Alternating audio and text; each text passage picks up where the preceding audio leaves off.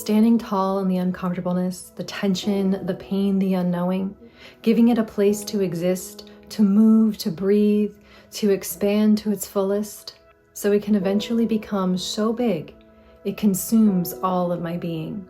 Feeling this consumption, allowing it to take over, allows for it to be processed, passed through, and released. This open-hearted, tender, and raw place is the place where true strength is built.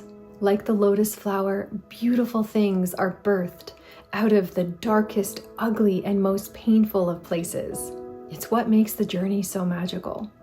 Embrace this place each time you find yourself here, for just like life, it is not permanent. We are in constant motion, moving forward, whether it feels that way or not.